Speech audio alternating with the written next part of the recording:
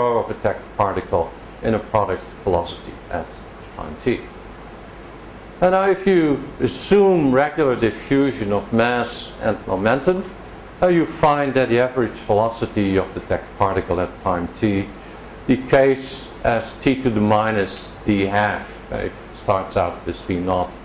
On average at time t, it will be proportional to this quantity by decoupling to a diffusive mode for the mass transports and shear mode for the transport of momentum. Good, this was first discovered by Euler and Wainwright, and here is, well, a copy of a few pages of their papers.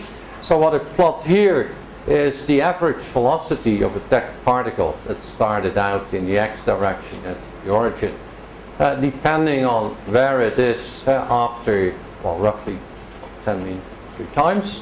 This is a hard disk system, and you see it looks like a vertical pattern, and that's because it's just the divergence-free part of the velocity which happens to have this position dependence.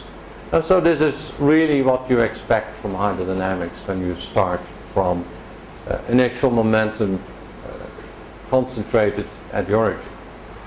And then what I plot here is a log-log plot of the velocity correlation function versus time for a three-dimensional system, and they nicely see 3/2 slope as is expected from these general considerations. Here is a plot of the velocity correlation function on a regular scale versus 1/time for two-dimensional system, hard disks, and you see that there is basically a straight linear behavior between those. So this goes as 1/t, and there should be corrections, as you will see, but they do not appear on this scale. Now this is on a simulation with 1,000 or 500 particles. So fairly small system. And this was 1969 or thereabout. So this is two-dimension, is it? Sorry? This is two-dimension. This is two-dimension. So there is no divergence here, you were mentioning? Well, this is the velocity correlation function versus 1/time. It's a power law. If you integrate it up, so they see it as 1/t behavior. And we'll see in a moment that this should be slightly corrected, but the correction is so small they don't see that. Good. The time integral of this t to the minus d half diverges in 1 and 2 dimensions, which implies that the assumption that there is regular diffusion can't be correct. And as I argued, this can be improved upon by using self-consistency rules. And these predict that actually in 2 dimensions the velocity correlation function goes as 1/t times the square root of log t, and in 1 dimension it turns out, well, not the velocity correlation function, because by lack of shear modes this 1/square root of t behavior wouldn't occur, but for other current correlation functions you expect 1/t to the power 2/3. And now let's see what has been done. I think the most accurate simulations in 2 dimensions have been done by Isobe, and well, the simulation results are these green dots and red dots. I think this is for hard disk fluid again, like Euler and Wainwright, for different volume fractions. And he compares now to a self-consistent mode theory, which has been solved by Kawasaki and also by Wainwright and other people. And you see that there is beautiful agreement between the simulation data and this improved mode coupling theory.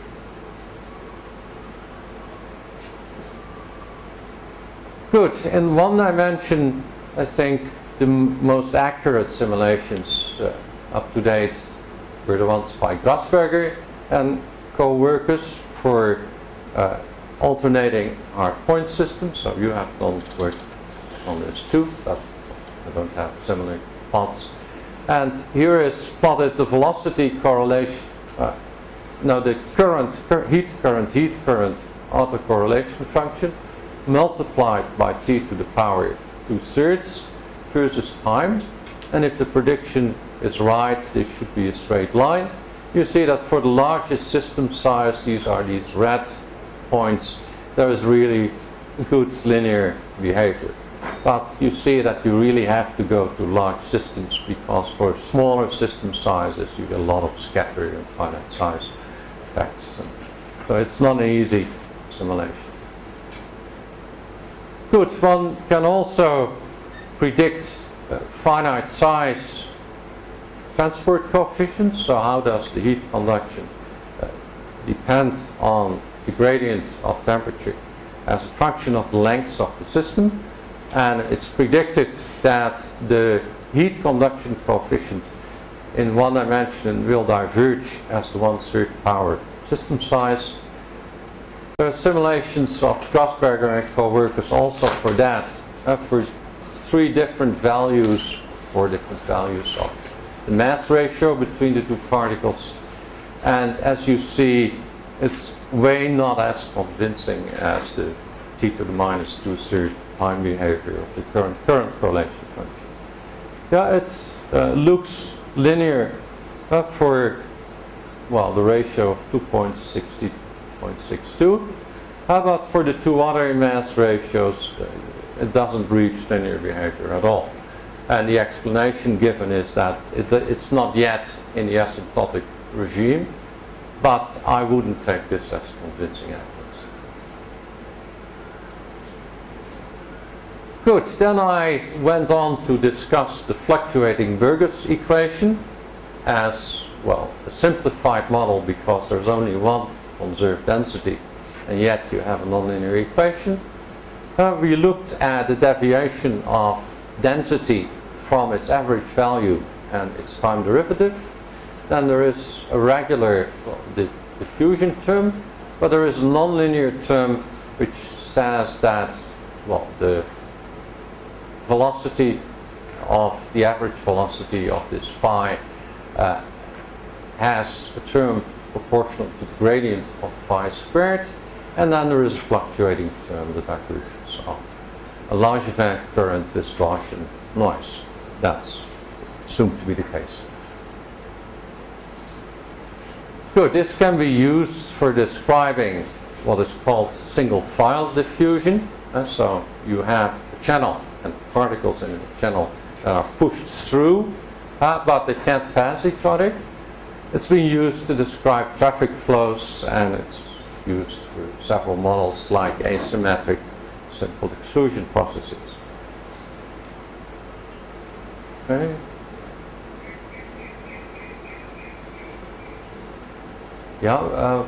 Well, for this equation, we saw that you can make a diagrammatic mode coupling expansion, which leads to a Dyson structure for the correlation function of the density fluctuations, which starts off with a simple diffusive term, e to the minus dk squared t, and then there is terms describing the effects from coupling to 2 diffusive modes, combining those going on, and then arbitrary numbers of these blobs.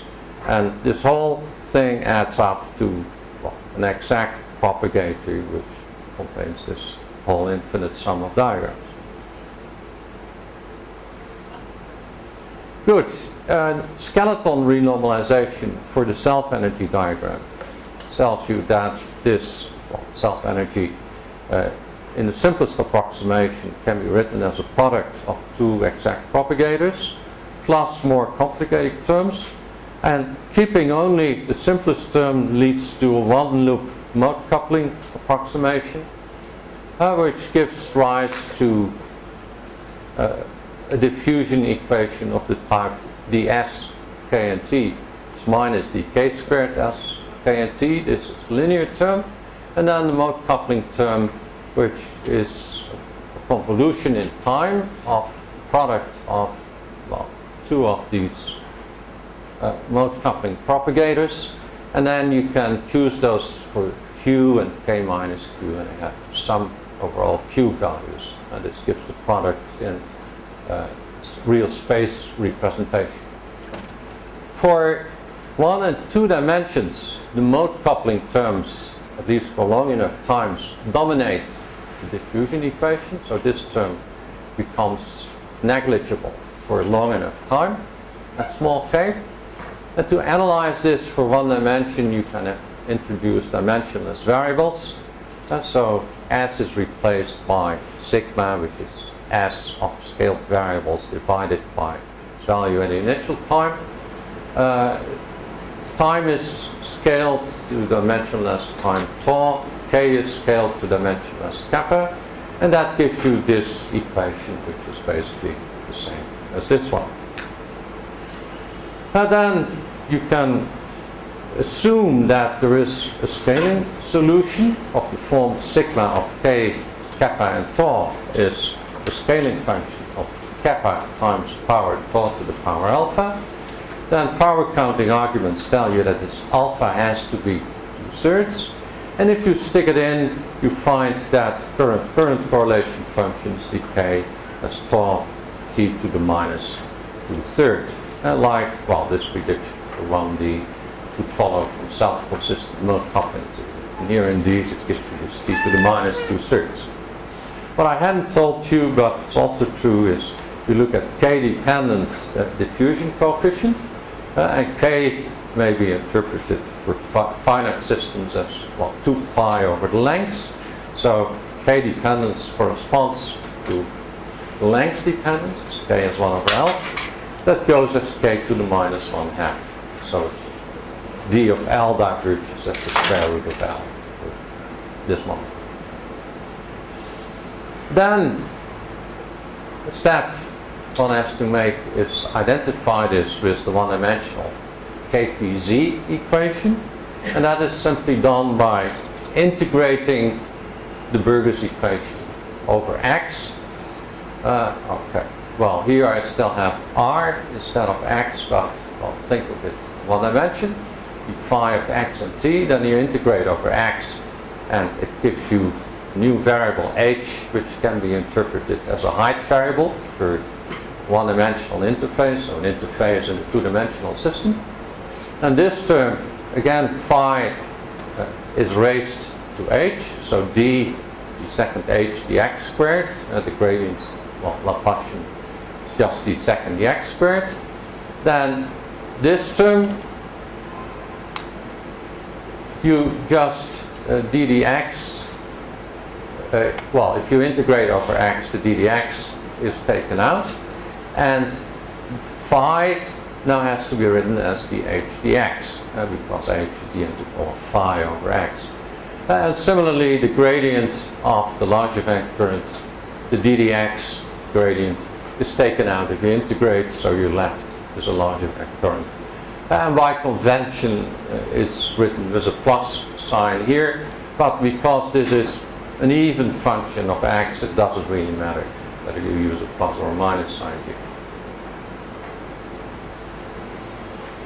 Now, Preyhofer and Spohn found an exact solution for the polynuclear growth model, which belongs to this KPZ universality class.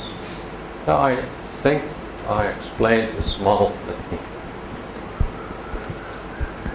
sketch it again. It's this model where you have a substrate, then you rain down nuclei on the substrate, height 1. Once they rain down, they start growing at speed 1. If there's a nucleus here, it also grows at speed 1, and when the two fronts meet, the growth stops. And you have the surface at one level higher, on which you can rain down new nuclei, and this goes on and on. And by some miracle and clever mathematics, that model can be solved exactly and related to Gaussian unitary and ensembles and well, a whole lot of interesting mathematical stuff. But we can use it also to describe this Burgers equation. And for example, it allows you to give completely explicit expression for this current correlation function with exactly known values for the prefactor. That is S naught is the static correlation of the Stockton constant. And these things come from the exact scaling functions of Freyhofer and Schroeder. And similarly, this d of k has a completely explicit value, which then can be translated to the fluctuating Burgers equation. In addition, they obtained exact scaling functions for density-density correlation function S hat of k and t, or if you Fourier transform back S of x and t. Now they're available on the web somewhere on Freyhofer's website. Good. Now, what about fluctuating hydrodynamics in one dimension? And now we have three conserved density, mass, momentum, and energy, and therefore we have three hydrodynamic equations. Now there is the continuity equation. It's a nonlinear equation because the product of density is velocity, but it doesn't involve anything but the conserved densities itself. Then there's the Navier-Stokes equation, where all the shear terms vanish, but there is still a bulk viscosity. So you can write it in this form: mass density times ddt plus local velocity ddx acting upon velocity is minus the derivative with respect to x, the local pressure, plus ddx of bulk viscosity, which can be taken to be a function of local density, local temperature, times du dx. And like in the fluctuating Burgers equation, I add the derivative of a fluctuating pressure. That's a sigma r. Well, in high dimensions it would be a stress tensor. In one dimension it's just a fluctuating contribution to the pressure in the system. Then the heat conduction equation I chose to write in terms of the local entropy density, which is defined just as a linear combination of particle density or mass density and energy density. So it's really a well-defined quantity, the S, the N times N of x, phi of x and t plus the SET times delta E of x and t. And the reason I do that is that it will turn out that this entropy density is what is called the hydrodynamic mode. So an eigenfunction of the linearized hydrodynamic equations. This zeta is, well, it's again this block, let's see, no, yeah, this is Navier-Stokes equation. Here the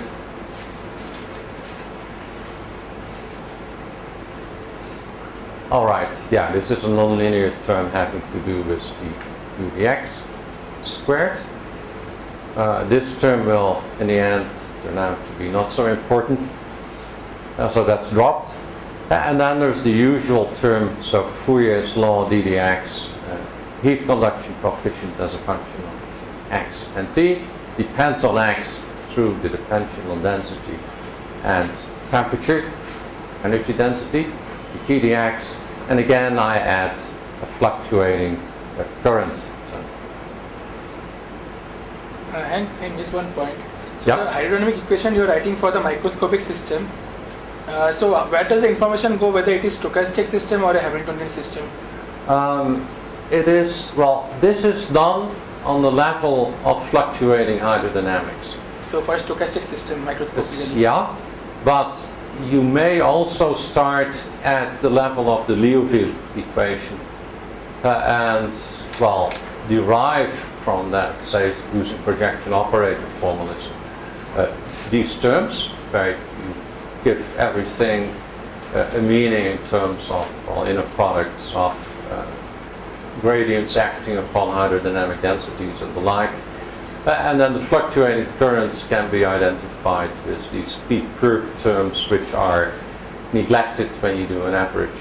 But you can leave them in and say, well, they act as a fluctuating current. How about it's convenient to start at this level, because, well, here's where things start to happen. And one can show that these, different, flavors of doing mode coupling theory, in the end are all equivalent. Give rise to exactly the same macroscopic equations. Like in microscopic array single file diffusion, if you have stochastic background for the tracer particles, then you will see mean square displacement going as root t. While if you have Hamiltonian systems, then mean square displacement goes as t. So there is this difference between whether it's a microscopic stochastic system or a Hamiltonian system. I think not so much. I think you can also describe single file diffusion on the basis of fluctuating diffusion equations were developed and use that to calculate current correlation functions, which then can be used to express the mean square displacement. That works fine.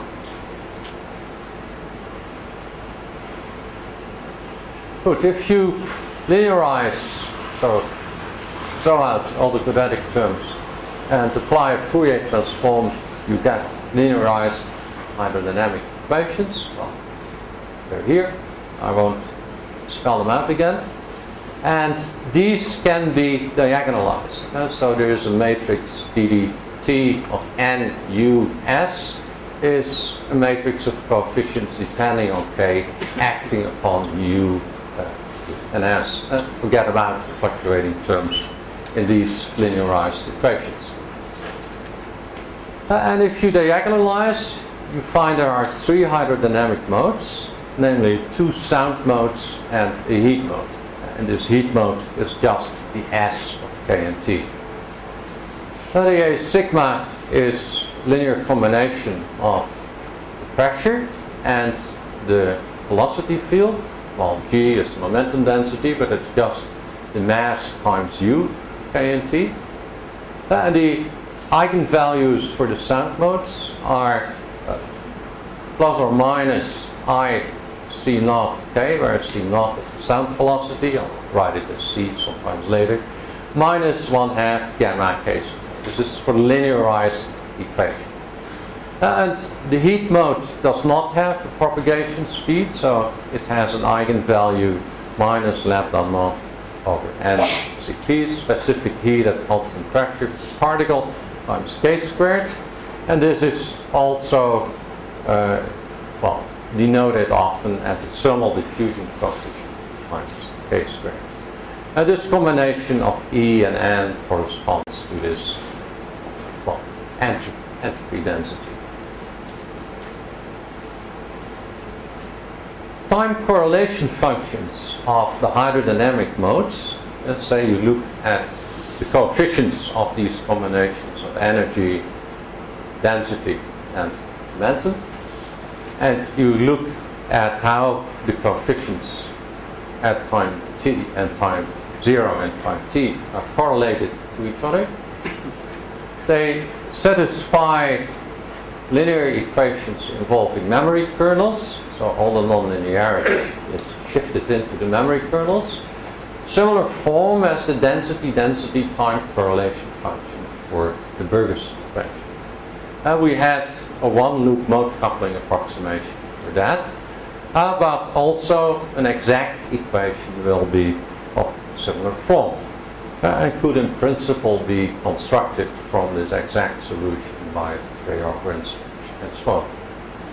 So DDT of the sound mode propagator is, there is first of all DDT is minus plus or minus Ck acting upon this correlation function minus K squared, and now an integral of 0 to T d tau, memory kernel of K and tau times S sigma K T minus tau.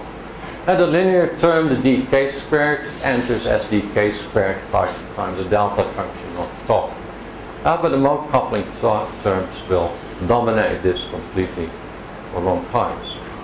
And the heat mode correlation function, so the correlation function prefactor of this S of K and T, satisfies a similar equation again, this M heat. And these will be determined by this enormous mode coupling expansion. This is mentioned here. You can make a diagrammatic mode coupling expansion. It goes exactly the same way as the fluctuating Burgers equation.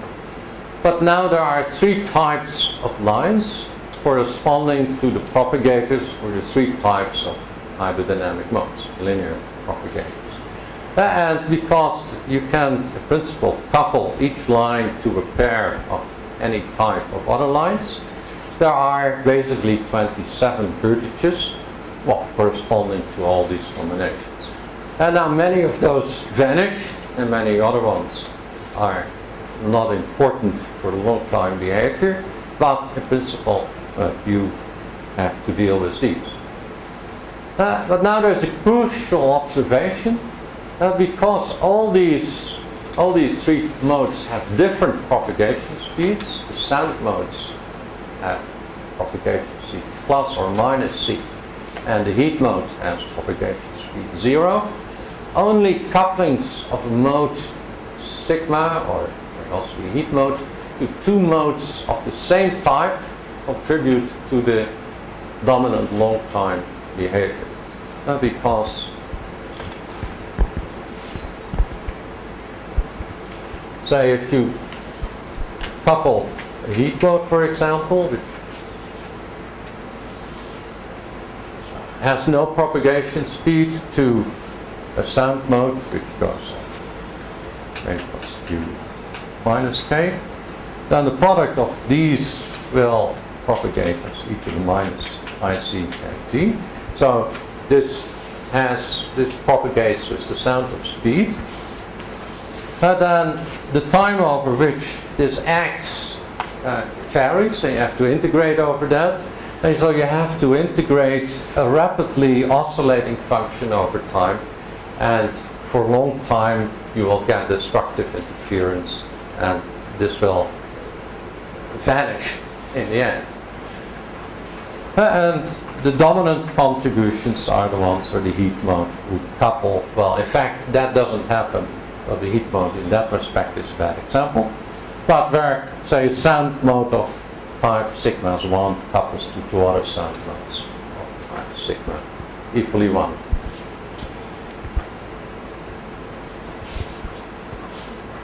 So this then means that, well, especially for the sound correlation functions, they are to leading order of the same form as the Burgers density time correlation function.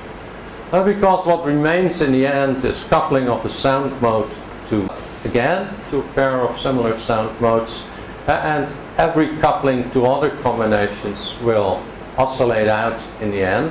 And what remains is exactly the structure we have for the Burgers equation, but with the coupling strength you find for the sound mode, plus it propagates with a speed c or minus c.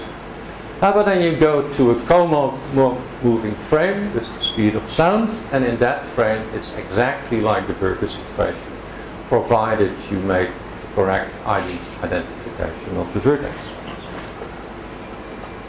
And so the upshot of this is that, well, the sound correlation function behaves as e to the minus plus or minus IC kt times the pre-corresponding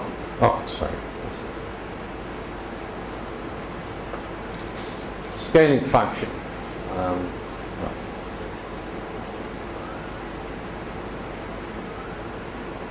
Of this argument, it contains the square root of 2, and this is the coupling strengths of the sound mode to a pair of similar sound modes, which can be expressed explicitly, and that's given here in terms of thermodynamic derivatives. This is the speed of sound, this is the derivative of c times n with respect to n and constant entropy.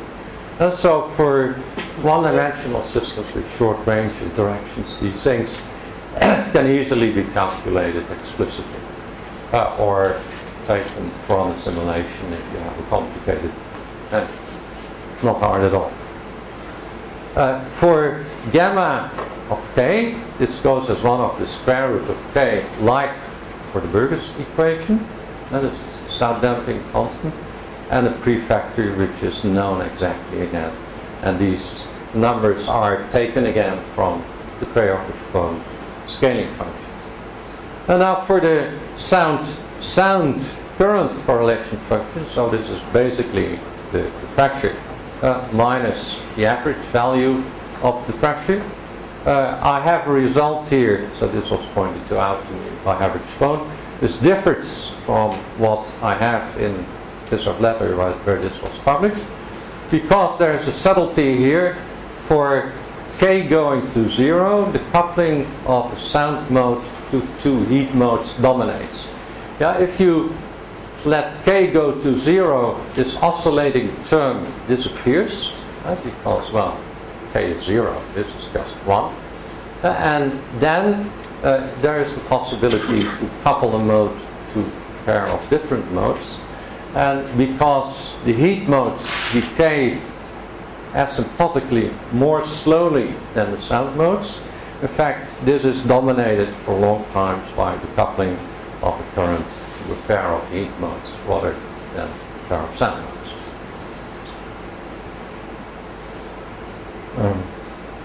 Okay. Good.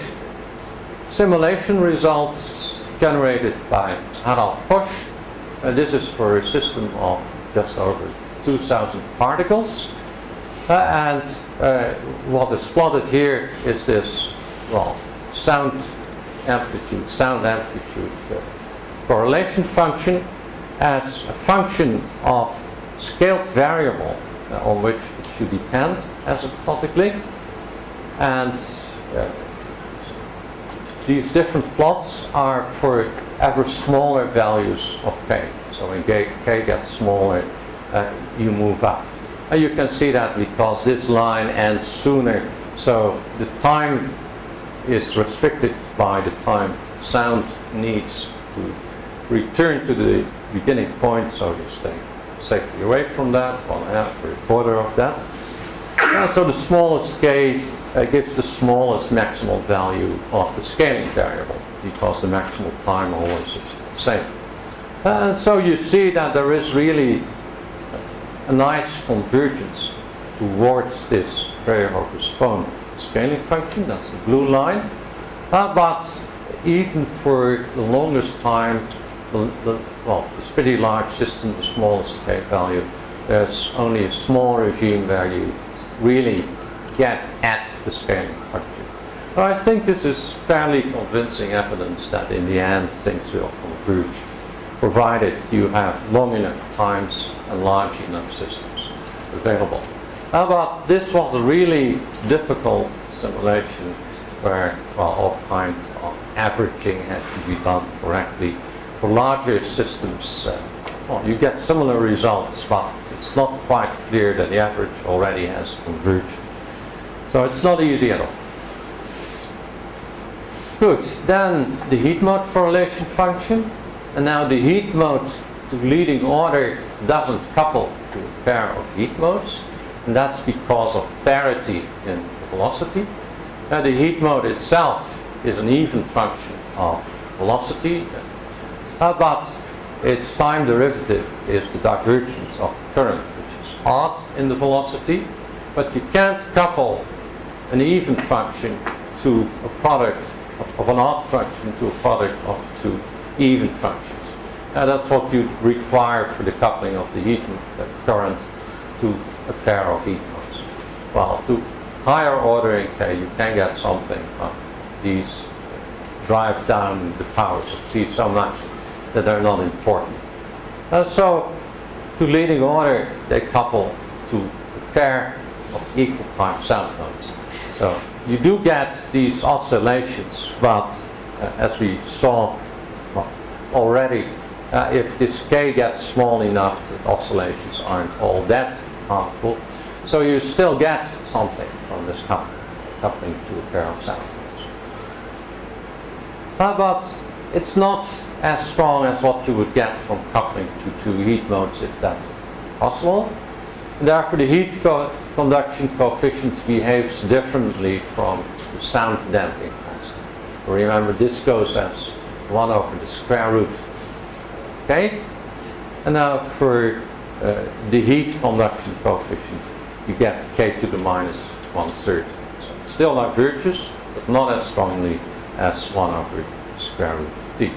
And 3 factors are known. Exactly again,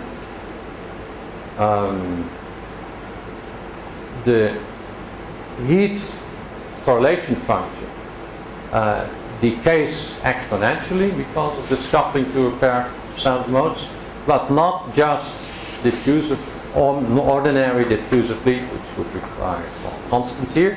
This dt of k is obtained by leaving out the ncp of lambda of k, so this expression. And the heat mode time correlation function now really comes from a coupling to a pair of sound modes, which gives rise to this generic t to the minus third behavior. Again, with 3 factors that are known exactly. Good, to the simulations. This is for a system of a bit over 1,000 particles. And you see there is fair convergence to the predicted scaling behavior, but there are strong finite size effects. And it's surprising that in intermediate time region, these effects increase when k gets smaller. And with the sound modes, we saw a kind of convergence towards the scaling behavior with decreasing k. Here, that is not immediately the case. So I don't know what will be the end of that. How about certainly if you go to larger times, it looks like the convergence is getting better. Well, the scale of course is getting smaller, so that might be deceptive. Anyhow, it looks pretty good, I think. Good, then mean square displacement of a trace particle, that's been studied by Sanjit,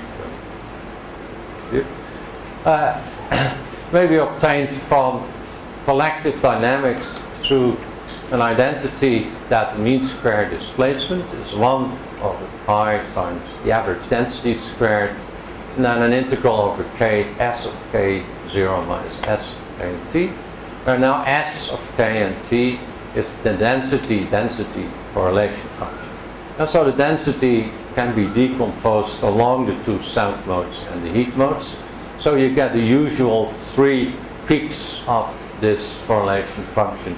A central peak, or Rayleigh peak, and 2 side peaks, which are called the Brillouin peaks. Let me explain briefly how this relationship comes about. There is this very little paper, very little cited, but I think it's a very smart idea by Pincus and Alexander, I think in the 60s, where they say, if you look at the mean square displacement of a particle, which is on a chain, such that the particle cannot pass its neighbors, we can do the following thing.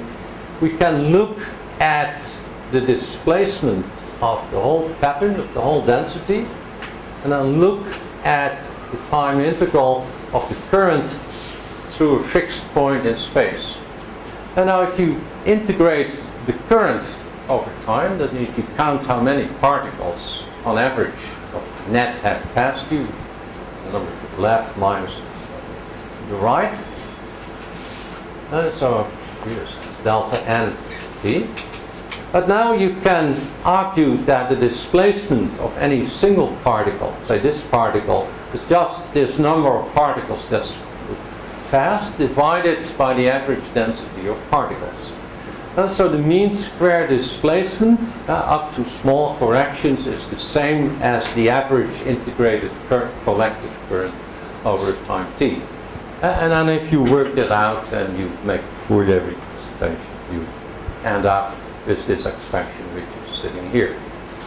And because we can express this density correlation function in terms of sound mode correlation functions and heat mode correlation functions, we can immediately write down an asymptotic expression for this.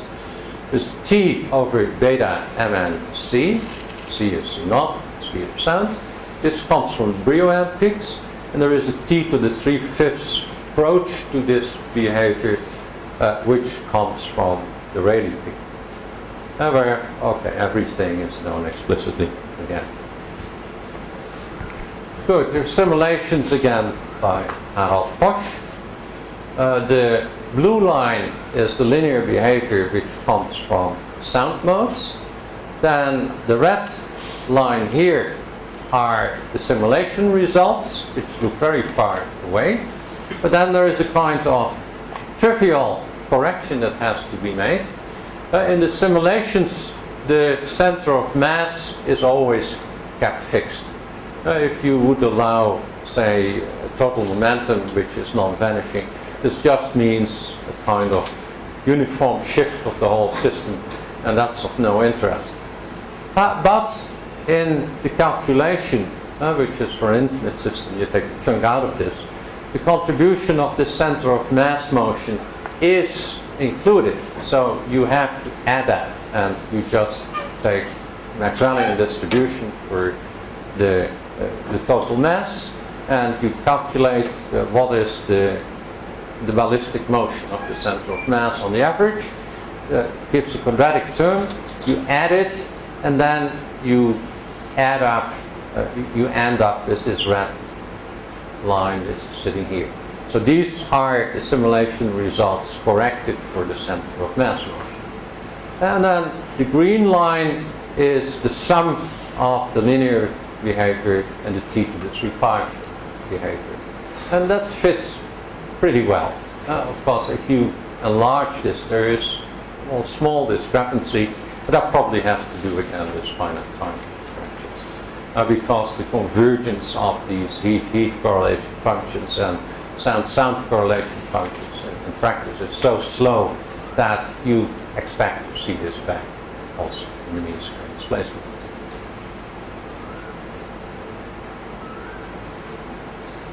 Here is the velocity correlation function, so that's the second time derivative of the mean square displacement.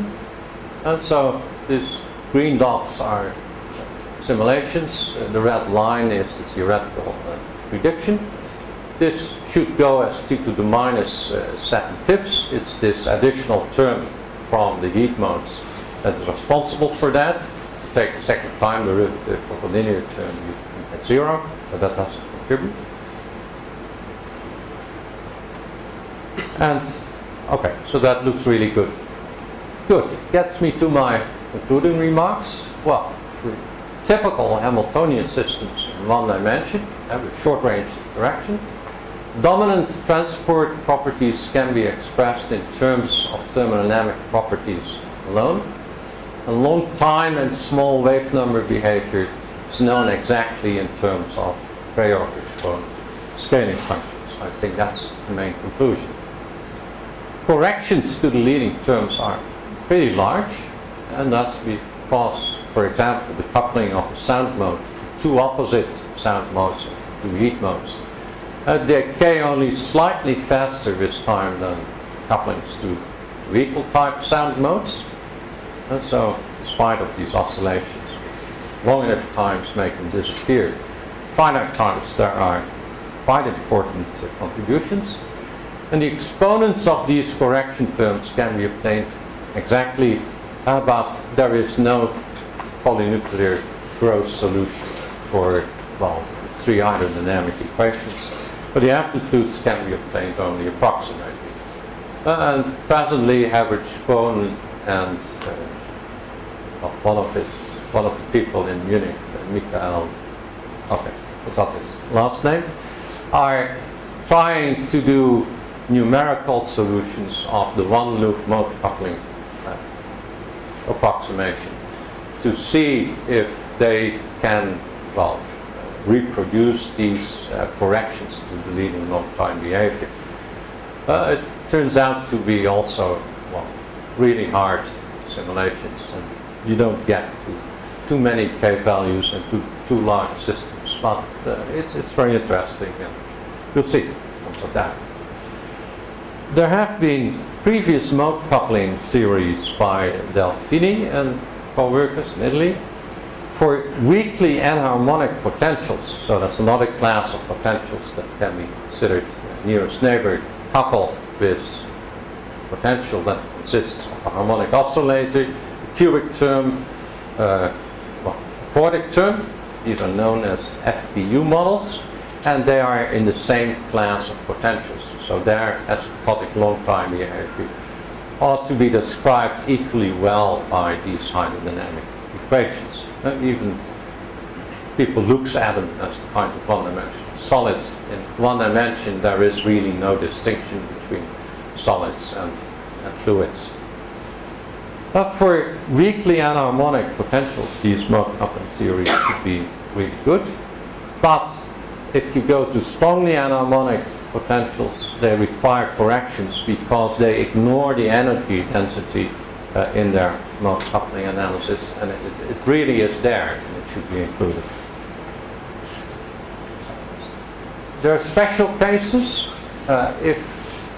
especially if this coupling of the sound mode to a pair of equal sound modes vanishes. That's what comes in to this, long-time behavior expression. But if it is zero, then you have to look for other terms, and you drop out of the KPZ universality terms. And this may easily happen. The condition for this is DC not n, the n s equals 0. And for example, this happens for what is known as the FPU beta model.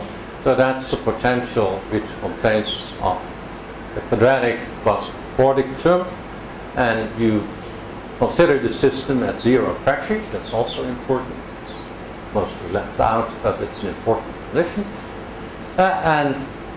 Under such conditions, this vanishes, and you have to look at other terms for your dominant long-term behavior. Sound attenuation is almost diffusive, but it is still very weakly logarithmically super-diffusive. And that will be hard to see, but it's there. Heat conduction as a result of that becomes more strongly super-diffusive because the heat mode is coupled to these two sound modes, and they're damped more slowly than in the case where this coefficient is not equal to 0. Good, then a last remark. We have seen that the Green-Kuo integrals diverge for these one-dimensional systems. On the other hand, transport coefficients in nonlinear hydrodynamic equations need not necessarily be infinite. For example, we started from a fluctuating Burgers equation. It's a nonlinear term and an ordinary diffusion term. And just by analyzing that, we could reproduce these long-time terms. But the starting equation was just an ordinary diffusion equation with a nonlinear term and a finite diffusion coefficient. So we don't need these divergences if we allow for nonlinearities in the hydrodynamic equations. Now, whether that means that, say, 1- and 2-dimensional fluids also can be described by nonlinear equations with finite transport coefficients, I think that's still an open question. That happens for Burgers equation, fine for ASAPs. It could be the case for Hamiltonian systems, but it hasn't been proved. So that's a problem to be studied. Okay, and that gets me to the end. Thanks.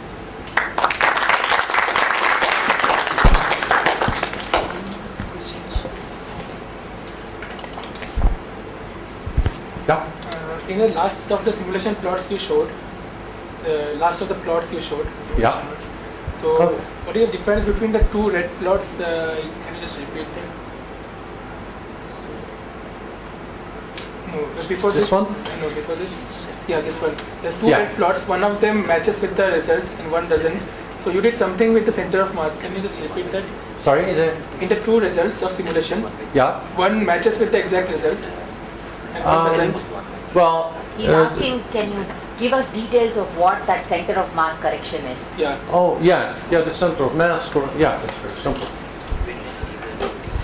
So you add x t minus x 0 squared, averaged over the equilibrium ensemble, but x of t minus x of zero. It's just v t.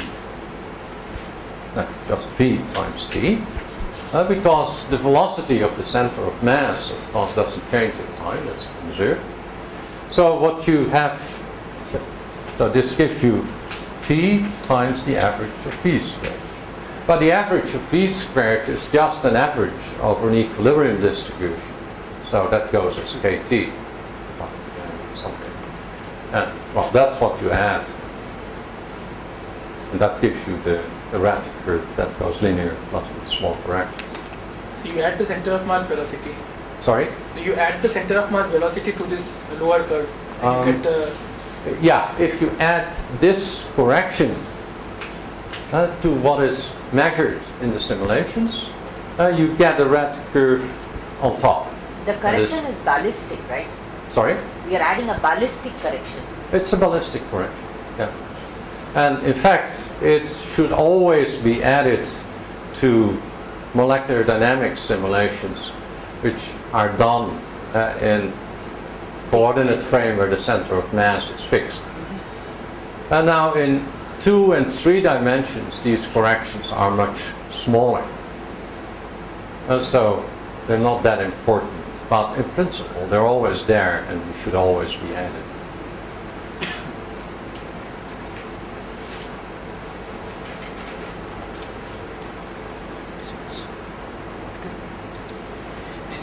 This seventh, the velocity preparation you showed. So the increase is like minus t plus 7. This minus t to the... Yeah, this follows from this theory. It seems to follow that pretty nicely. Are there any questions? Okay, if there are no more questions, let's thank for this.